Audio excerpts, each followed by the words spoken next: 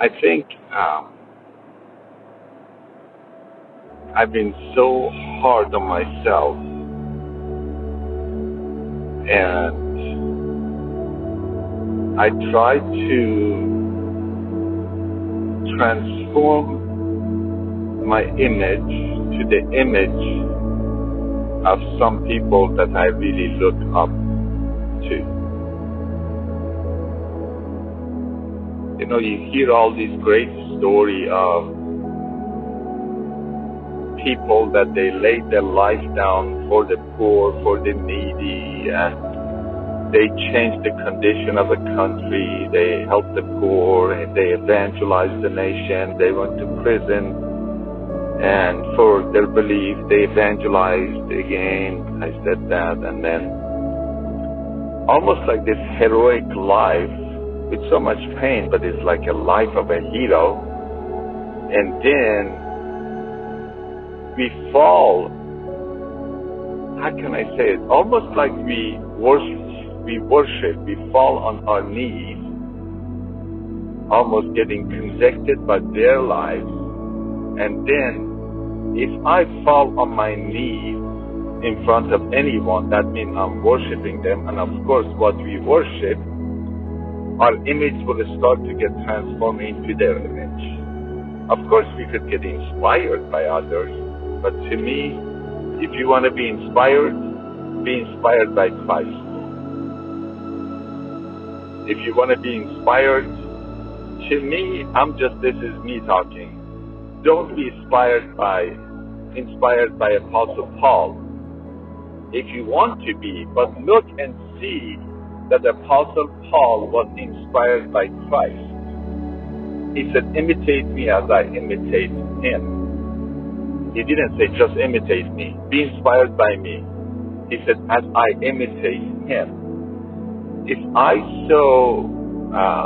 have such a respect for Mother Teresa, it's not just for Mother Teresa, but the one Mother Teresa was being inspired and looked at or looked upon. In that sense, in the world, you have people wanting to be, I don't know, like what is it, all these famous singers and famous actors and superstars.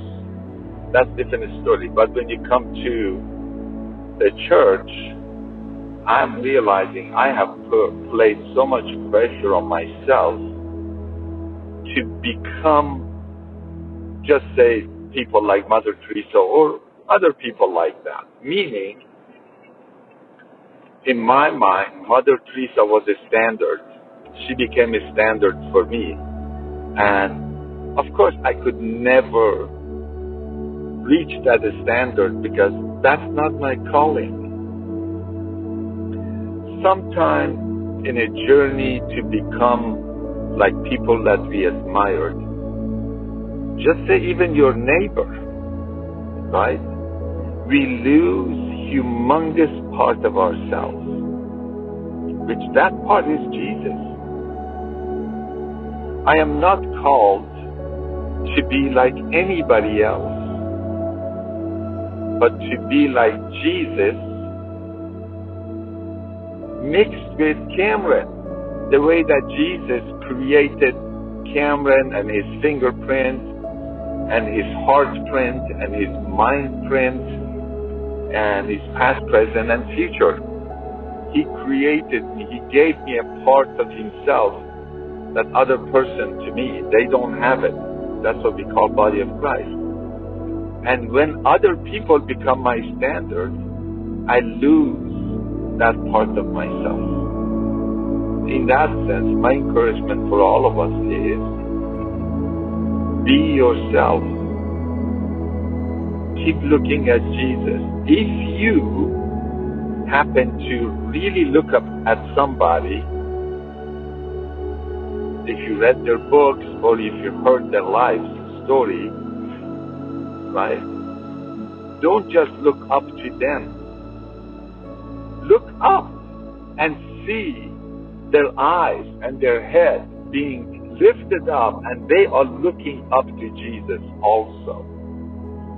Let every single person that you get inspired by lead you not to themselves or their particular ways of life, but to Jesus Christ himself.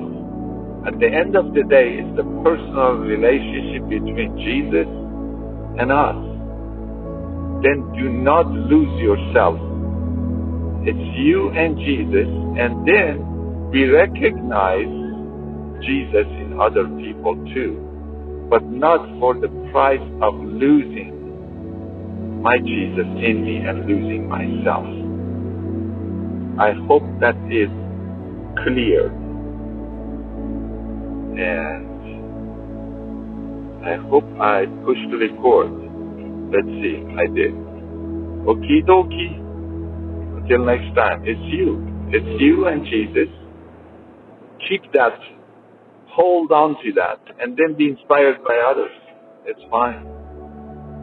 But again, the inspiration is not because of their lives, because of whom they live with, Jesus Christ. You know, we all heard, oh, I so look up to you. I so look up to that person. There's a danger. We're going to fall on our knees and worship them and become like them. Even if I look up to somebody, or even an apostle Paul or a hero, we always should go almost through their head and through their eyes and through their heart and see what they're looking at. The person of Jesus Christ, the person of life. But mixed with their own personality and their fingerprint, their heart print, their mind print, if that makes sense. You know, our fingerprint is different than anybody else. Our heart print is different too. You guys better look up to me. Joking.